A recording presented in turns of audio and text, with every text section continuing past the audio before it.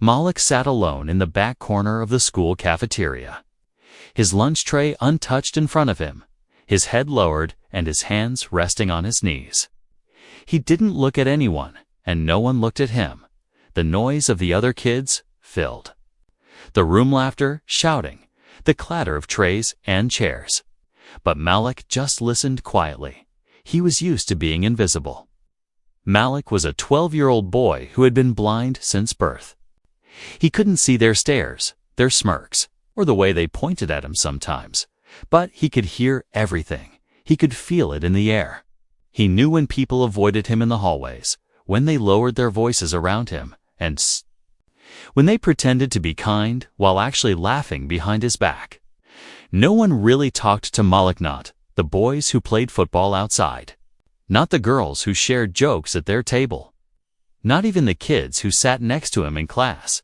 They saw him as different, strange, maybe even broken. But Malik didn't complain. He had learned long ago that complaining didn't change anything. At recess, he stayed seated on the bench near the fence, his cane resting by his side. At lunch, he sat at the same table every day, always the last one in the row, always alone. The teachers thought he was shy. The students thought he was weird. But nobody really knew Malik. Nobody knew what he dreamed about at night or what he did when the world went quiet. Because when the school day ended and Malik walked home slowly with his mother guiding him gently by the arm, he entered a different world. At home, he had something. No one else could see: a small, old tape recorder. It was a little cracked at the edges, its buttons worn down, but it still worked every night after dinner. When the house was silent and his mother had gone to sleep, Malik would sit cross-legged on the floor of his tiny bedroom, hold the recorder in both hands, and press the red button.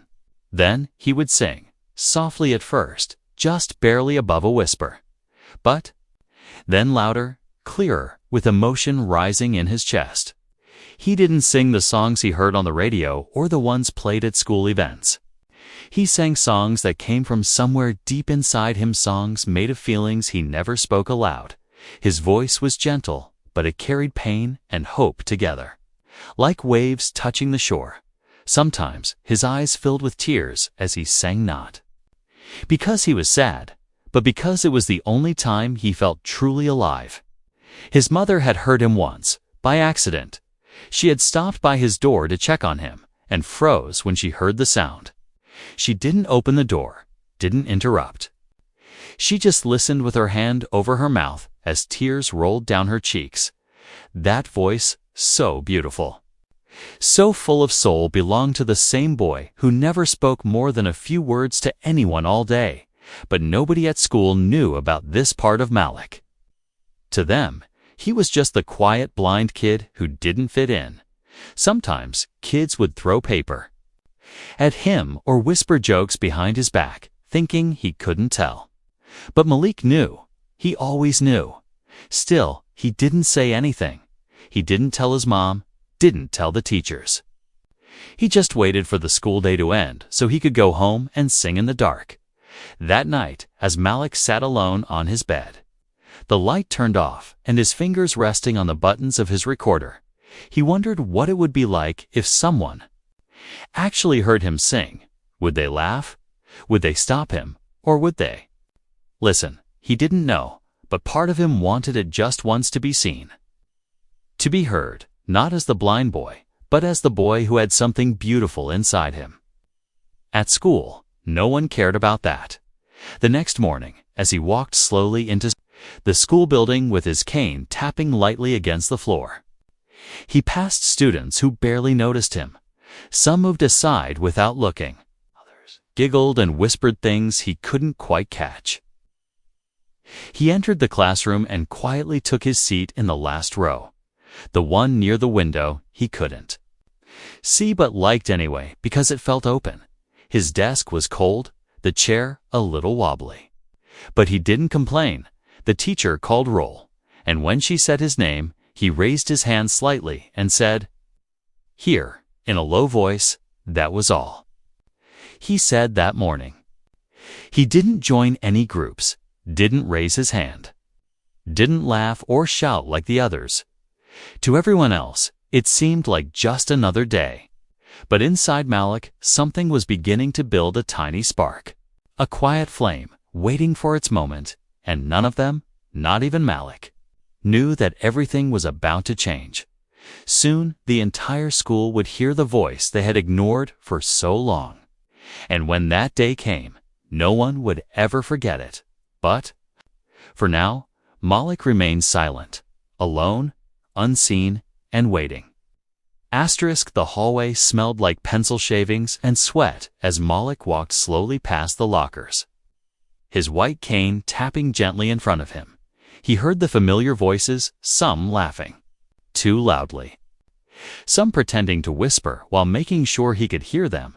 He ignored it all, just like always, but today felt slightly different. Not because Malik had changed, but because someone was watching him, not in a kind way, not even in a curious way, but with a plan. Carter leaned against the water fountain with a crooked smile, his group of friends crowding around him, whispering things and trying not to burst out laughing. They were all part of the school's music club, a group known more for skipping rehearsals and making noise than actually performing. Carter's eyes followed Malik as he passed by, and then he snapped his fingers like he had just come up with the world's funniest idea. "Hey," he said, grinning wide, "you guys want to see something hilarious at the talent show?" One of the boys raised his eyebrows. "What?" Carter nodded toward Malik's direction. "Let's get him to audition." A few of them snorted. One even laughed out loud. "Malik? Seriously?" "The blind kid." "Exactly," Carter said. "We'll act like we're being all-inclusive, like giving him a chance." He chuckled. "But when he gets on stage, it's gonna be a disaster." They all cracked up, slapping each other's backs, like they'd just written the best joke in history. Carter was the kind of boy who liked to test the line between funny and cruel, and this time he crossed it without blinking. That afternoon, during music period, the group sat at the back of the classroom trying to hold in their giggles as the music teacher walked around. She was a kind woman, always looking for hidden talent, always trying to include everyone.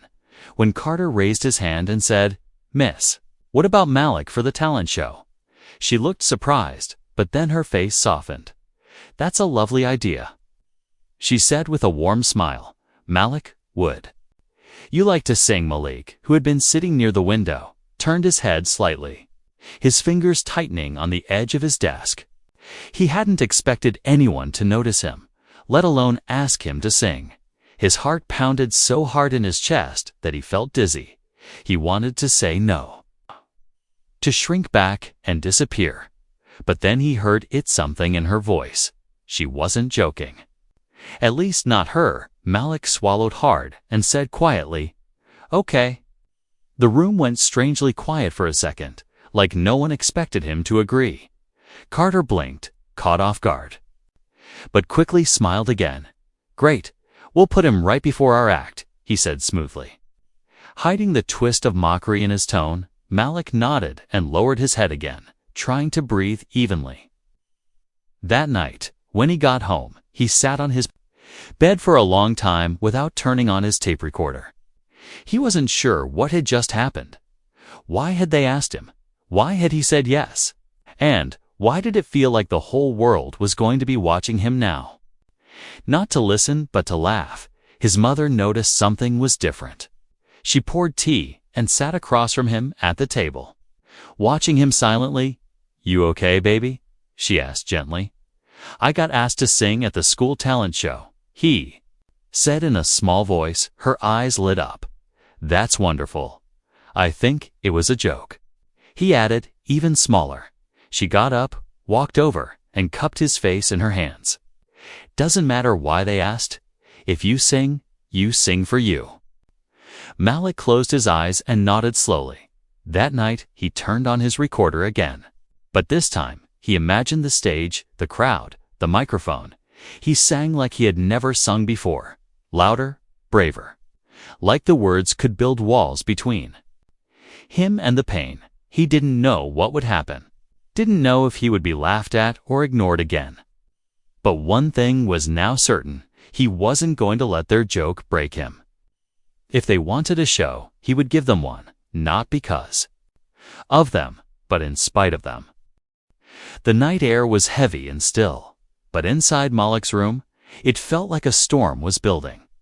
He sat cross-legged on the floor, eyes closed, holding his old tape recorder like it was something sacred. He pressed his finger against the red button, but didn't speak, didn't sing, not yet. His heart was beating too fast. His palms were sweaty and his mouth felt dry. It was quiet, so quiet that the sound of his own breath filled the room like thunder. Outside, someone's dog barked in the distance. A car drove by slowly, and the soft creak of the house settling filled the silence, but Malik stayed still. Frozen, for the first time in a long time, he was afraid of his own voice. He had been singing into this recorder for years, and it had always been his safe place. But now, for the first time, someone else was going to hear it, not just one person, but the entire school. And worse than that, some of them didn't want to hear it. They wanted to laugh. Still, something inside him whispered, "Sing." So he did. He took a shaky breath, leaned into the mic of the recorder, and let the first note out soft, low, but steady. And then came the second note, and the third. And suddenly his voice filled the room like sunlight breaking through thick clouds. Malik's voice wasn't perfect, but it had something even more raw: honesty, pain, courage. He sang with his whole heart, because that's all he had. The words poured out of him, not memorized lyrics, but feelings turned into sound: loneliness, hope, fear, strength. And, as he sang, the tightness in his chest loosened. The fear faded, and for a few minutes, Malik forgot about the bullies, forgot about the crowd, forgot even about the stage. It was just him, his voice, and the recorder. When he finished, the room was silent again, but different this time, peaceful, like the storm had passed. He hit the stop button, held the recorder in his lap, and smiled faintly. That was the moment he knew whatever happened at the talent show, he was going to sing. The next few days passed slowly, but something had shifted in Malik. He still walked the halls quietly, still sat alone at lunch, but there was a quiet fire in him now. He hummed to himself when no one was around, practiced breathing exercises he read about in a braille book, and tapped rhythms with his fingers on his desk. A few students noticed something different about him, but they didn't know what it was. Even the teachers felt a tan, invisible change, like a boy who used to hide was slowly standing taller. At home, his mother watched him with quiet pride, never asking questions, never pushing, just supporting. She made sure his clothes were clean and neat, found his favorite snacks for after practice, and even lit a small candle in the living room every night, saying it was for focus, though he couldn't see it. And every night, Malik sang. He didn't need lights or mirrors or a stage to practice. He had everything he needed in that little room. But the boys who had dared him hadn't forgotten either. Carter and his group laughed behind closed doors, still convinced Malik would embarrass himself, still waiting for the moment he would freeze or stumble or walk off stage in shame. They whispered cruel jokes in the hallway, just loud enough for Malik to hear. "Better bring a guide dog for the mic stand," one said. "Can he even find the stage?" Another joked, but Malik didn't respond. He didn't cry, didn't complain. He just listened, then stored it all in his heart like fuel for the fire growing inside him. He understood now, more than ever, that they wanted him to fail.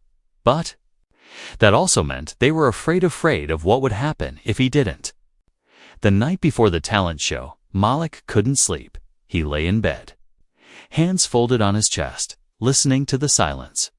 He wasn't nervous about forgetting the lyrics or tripping on stage anymore.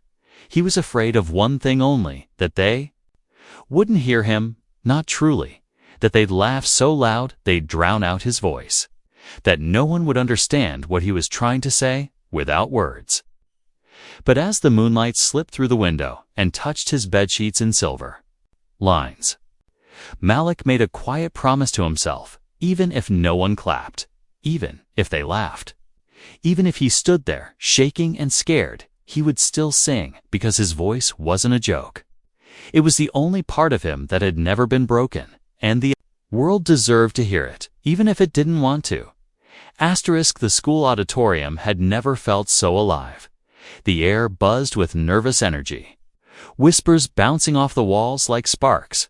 Plastic chairs scraped against the polished floor as students shuffled to their seats, laughing, whispering, waiting. But no one waited more quietly than Malik. Backstage, he sat alone on a folding chair, his cane resting beside him, his fingers gripping his knees so tightly his knuckles had turned pale. He couldn't see the stage, but he could feel its presence like a giant heartbeat in front of him.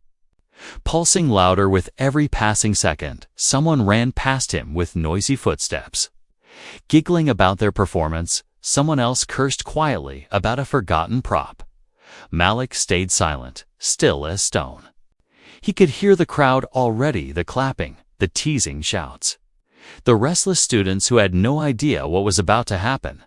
The host called out names one by one. Students walked on stage and did their acts. Some sang pop songs with off-key voices, others danced or told jokes that only got a few laughs. Carter and his group went on before him. They played a silly, loud song with electric guitars and flashing lights. More noise than music, but the crowd loved it. They soaked in the attention, bowing dramatically, waving, and sneaking smug looks toward the side curtain where Malik waited. They thought they had already won. Then came the moment the microphone squeaked a little as the host returned to the stage. Grinning wide as she held the mic with one hand and a paper in the other.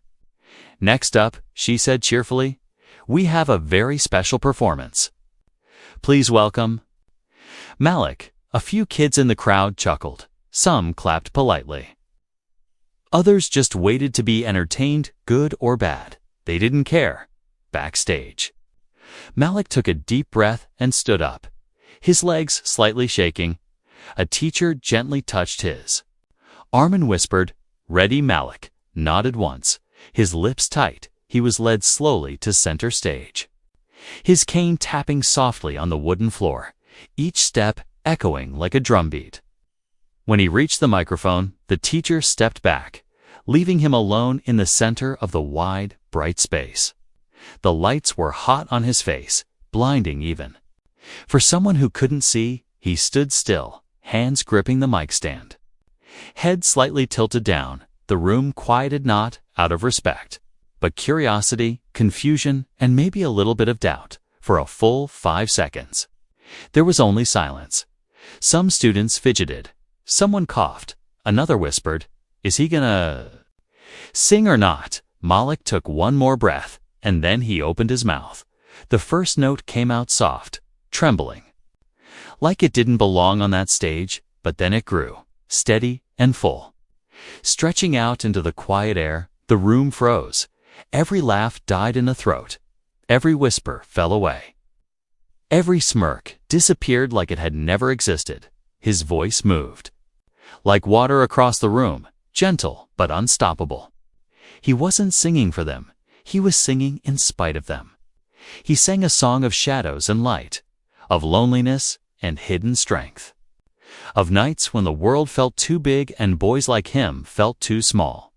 And still he sang. His voice didn't soar like a pop star's, but it filled every corner of the auditorium with something bigger than sound truth. Some students leaned forward, their eyes wide, their jaws slightly open. Teachers stood in the back with hands over their mouths, unable to believe what they were hearing. Even the janitor stopped sweeping and listened with both hands resting on the handle of his broom. And behind the curtain, Carter and his friends stood frozen, the joke no longer funny. Their plan flipped on its head.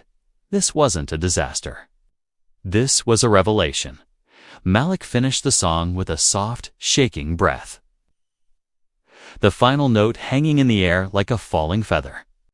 For a moment, no one moved, no one clapped, no one spoke. It was as if the whole building was holding its breath. Then, suddenly, the silence broke, clapping. First from one student, then another, and then the entire room erupted, cheering, shouting, stomping. A standing ovation that shook the floor beneath his feet. Malik stood there, stunned, not smiling, not crying, just breathing deeply. His hands let go of the mic, and he stepped back slowly, unsure if this was real. A teacher came back to his side and gently touched his shoulder, whispering, "You did it." But Malik didn't answer. He couldn't, not yet, because in that moment, he wasn't just a blind boy standing on stage. He was something more. He was heard. He was real. He was seen. No one breathed as Malik walked off the stage. It felt like the world had forgotten how to move. Backstage, students stepped aside without a word. Some with wide eyes, some with guilt pressed into their faces like wet paint. He didn't smile, didn't cry. He simply lowered his head and let the teacher guide him back to his seat. But inside Malik, something had cracked open like a wall he never built. Suddenly falling apart, he heard the audience still clapping as the next performer was announced. But the sound felt distant, like it belonged to another world. His fingers trembled in his lap, not from fear now, but from release. Like something had finally escaped from him that had been locked up for years. Out in the crowd, the reaction hadn't stopped. The students who once ignored him were whispering to each other now. Not mocking, but amazed. "Did you hear that?" One girl said, clutching her friend's arm. "That gave me chills. Even the teachers were moved." One wiping tears from her glasses. Another shaking his head like he couldn't believe what he had just witnessed. And somewhere in the middle of the room, Carter sat frozen, his smile long gone. He stared at the stage where Malik had stood only minutes ago, his mind replaying every word, every note, every second. He had wanted a joke. What he got was something too real to laugh at, too powerful to forget. The final act came and went. But it didn't matter. Not really. Because everyone in that auditorium knew the show had already peaked. The host returned to the microphone to thank everyone, her voice still carrying emotion, her hands shaking slightly. She smiled as she announced that all performers would gather on stage together for one final bow. Backstage, Malik was invited once again, and this time, no one laughed. No one hesitated. He was helped to the center, not pushed to the edge. When all the students stood in a line and bowed, the crowd cheered loudest when they saw him. Some even shouted his name, Malik, Malik, like they were cheering for someone famous and for the first time in his life. Malik stood in front of a crowd and felt something he never thought he would pride. The assembly ended and the lights came on, but no one rushed out like usual. Students lingered in the halls, talking about the performance, retelling the moment. "I never even knew he could sing," one boy said. "He's been here the whole time. I thought he was just quiet," a girl whispered.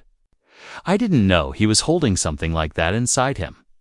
The buzz followed Malik out of the auditorium. As he walked down the hallway with his cane gently tapping the floor, he heard his name again, not in mockery this time, but in mockery, this. Bun? Awe, in respect, in curiosity. Some students called out, "Good job," or "You were amazing," and some just nodded as he passed. He didn't know how to answer, so he simply nodded back. A soft smile creeping onto his lips, and then something unexpected happened. A hand touched his shoulder gently, stopping him near the trophy case. It was Carter. Malik turned his head slightly. Waiting, his body tense but calm, Carter didn't say much at first, just stood there in silence, struggling to find the right words. Then he said, voice low and real, "Hey, I was wrong." Malik stayed quiet, letting him continue. "I thought it'd be funny," Carter admitted. "We thought you'd mess up or something. I didn't expect." He stopped. "I didn't expect that." There was no defense in his voice, no excuses, only truth. Malik nodded once. A quiet forgiveness hanging in the air between them. Carter stepped back, looking unsure, like a kid who had touched something sacred without knowing it. As Malik continued down the hall, the world felt different beneath his feet. Not perfect, not fixed, but changed. His classmates still saw a blind boy. Now, they also saw something else, a voice, a gift, a truth that shook them awake that evening. Malik sat on his bedroom floor, recorder in hand, and pressed the red button again. But this time, he didn't sing quietly. He didn't hold back. His voice filled the room, brave and certain. And somewhere, out in the night, the echoes of that school performance were still traveling whispers carried between hearts, stories told from one student to another. About the boy no one noticed until he made the whole world listen. Asterisk, the first person to cry wasn't a student. It was Mrs. Green, the librarian, who had never said more than a few words to Malik before. She stood near the back wall of the auditorium that day, her hand covering her mouth, tears streaming down her face as his final note hung in the air like it didn't want to leave. Later, she told the other staff, "I don't even know why I cried. It just felt like something sacred was happening." That feeling spread like wildfire. By the next morning, everyone at school had heard about Malik, even students who hadn't attended the talent show. Even the ones who usually didn't care about anything. The hallways buzzed with the same sentence over and over again. "Did you hear him sing?" Some students stopped him to say it directly. Their voices filled with amazement. Others just watched him walk by, unsure how to speak, but knowing they had witnessed something unforgettable. But it wasn't just amazement in their eyes. It was guilt. A silent apology hung around the school like heavy mist, because now they all remembered the times they walked past Malik without a glance, the times they whispered, or worse, laughed. And suddenly, it didn't feel okay anymore. One girl, named Jenna, who had once rolled her eyes when Malik bumped her desk, quietly left a flower on his locker. No note. Just the gesture. Another boy from Carter's group, the same one who once joked about guide dogs, actually stopped him in the hallway, cleared his throat, and said, "You were incredible." Before quickly walking away, even the school janitor, Mr. Hill, who never smiled at anyone, gave Malik a nod of deep respect as he mopped the floor that morning. But there was one moment that meant more than all the others. After third period, during lunch, Malik stepped into the cafeteria as usual, guided by the sound of trays and chatter. Only this time, something different happened. A boy stood up from the center table, the table where all the popular kids. Satan called out, "Hey Malik, sit with us."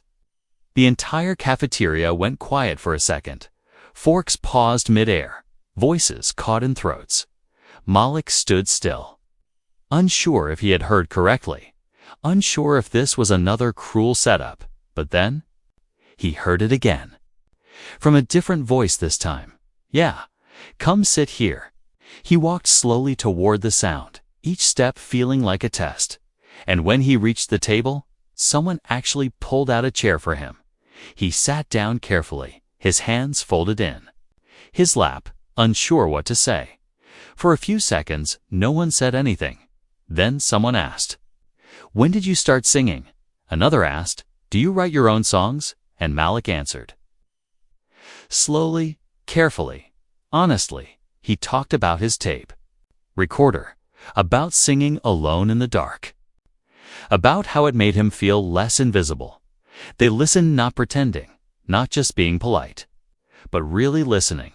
And just like that, the lunchroom, which had once felt like a battlefield, became something else. Safe, open, real. A few tables away, Carter watched it all unfold. He didn't say anything, didn't join the crowd, just sat there, quiet for once, thinking about how much one voice could change everything. That afternoon, the principal called Malik into her office. He was nervous, wondering if he had broken a rule or if someone had complained. But when he entered the room, she stood up, walked around her desk, and shook his hand firmly.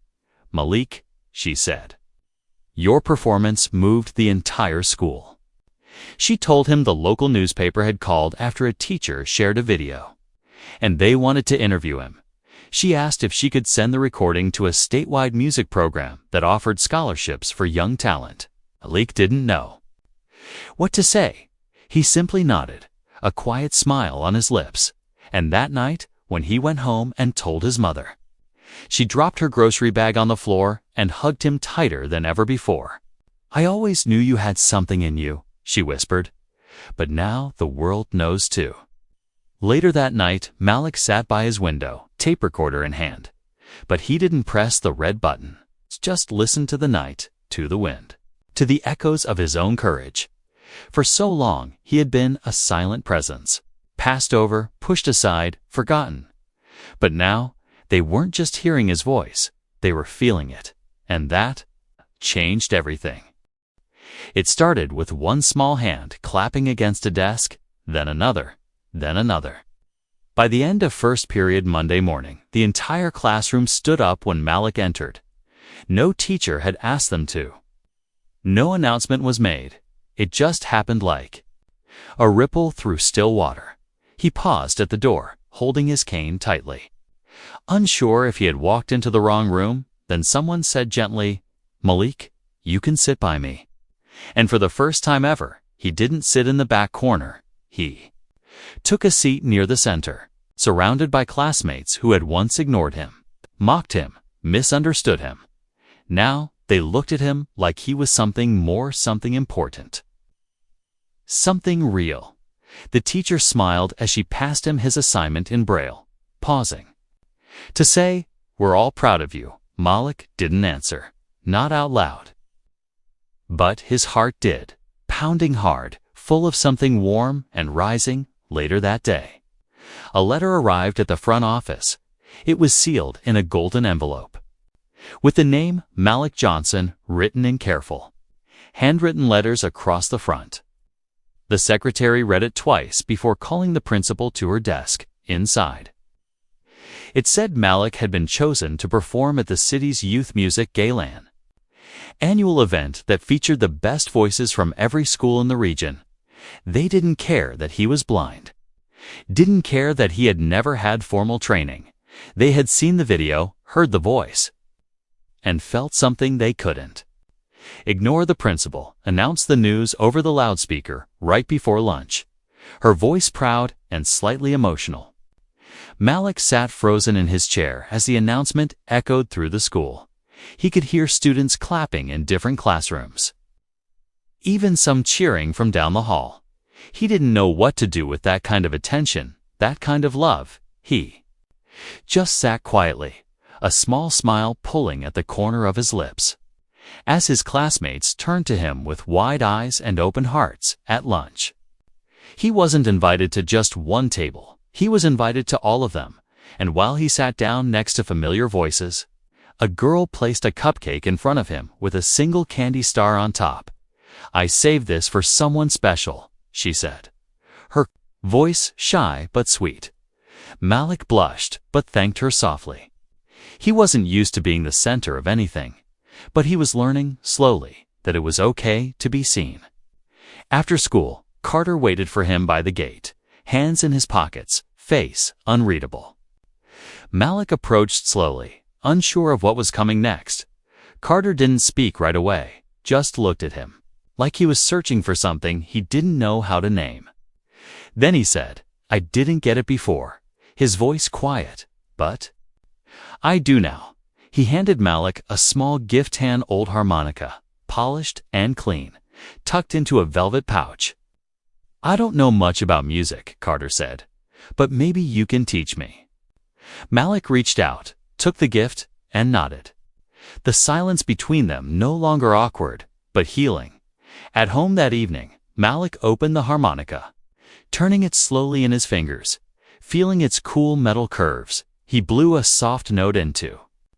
It was simple, but sweet, and filled his room with a new kind of sound. Not lonely, not hidden, not afraid, just honest. His mother peeked into the room, holding her phone in one hand, her face glowing. "I just got off a call," she said, barely able to contain herself. "The mayor's office wants to honor you next week. They're calling you a voice of courage." Malik blinked, stunned, and whispered, "Me." She nodded, her eyes shining. "Yes, baby, you." That night, as Malik sat by the window, recorder beside him, harmonica resting on his lap, he felt the wind press gently against the glass. He had spent so many years invisible, unheard, unseen. Now the world was finally listening, not because he had shouted, but because he had dared to sing, and that voice, once trapped in shadows, had become a light that touched hearts far beyond. The school walls, asterisk the stage, was nothing like the one at school. This one was bigger, wider, brighter, and filled with strangers. But Malik didn't feel small this time. He stood behind the curtain of the city's grand theater, his fingers wrapped gently around the same microphone he had used at rehearsal. He couldn't see the hundreds of seats out there, the chandeliers hanging from the ceiling, or the cameras flashing from the front row.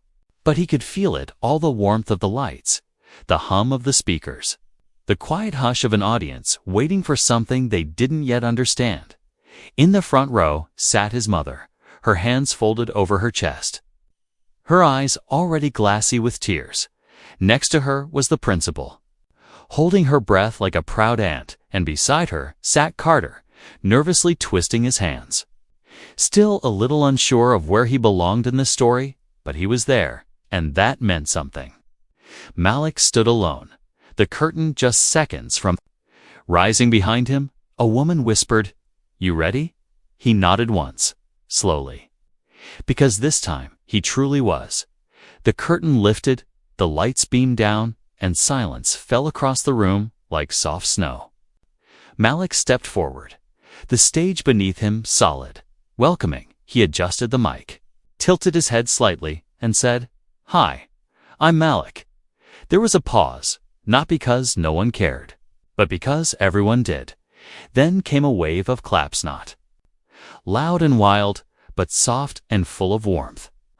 The kind of applause meant for someone special. The music started, a soft piano playing behind him, steady and calm, and then he sang, this time. There was no shaking in his voice, no fear in his chest, no weight pressing down on his shoulders. His voice rose not because he wanted to impress them, but because he wanted to reach them. The song was about home, about feeling like a ghost in your own world, about finding a light inside yourself when no one else sees it. He sang about silence and what it means to break it, about pain, and how music turns it into something beautiful. He sang not as a blind boy or a quiet student, but as Malik, a boy who had something to say, a boy who had waited years to be heard. And now the world listened. People in the crowd wiped their eyes, leaned forward, whispered things like, "Who is he?" And that voice, his mother, cried softly, her heart bursting, not from sadness, but from joy too big to carry alone. When the last note faded, Malik stood there, still and silent, and for a moment it felt like the room had stopped spinning, like time itself paused to catch its breath. Then came the applause, not just clapping, but standing. People rose from their seats, cheering, whistling, shouting his name. Malik turned slightly, as if to confirm that yes, this was real. He gave a small bow, and when he lifted his head again, he smiled, not a shy smile, but a full one, the kind that only comes from knowing you've changed something forever. After the performance, reporters tried to talk to him. Teachers from other schools congratulated him. Musicians asked if he had ever recorded anything professionally, but Malik didn't chase them, didn't search for fame. He walked slowly to his mother, who opened her arms and pulled him in tight. "You did it," she whispered. You made them all see you that night, back at home. Malik sat on the edge of his bed. The gold invitation from the gala sitting next to his recorder. He didn't. Press play didn't record anything. He just sat in silence, smiling, because for once, the silence felt peaceful. He knew there would be more songs, more stages, more stories, but tonight didn't need any music. Tonight was its own song, one built. From every ignored hello, every cruel laugh, every quiet walk down a loud hallway, it was a song of becoming, and Malik, the boy who no one saw, had become someone unforgettable, not because he demanded it, not because he forced it, but because he let the world hear who he really was, and once they heard him, they never wanted the music to stop.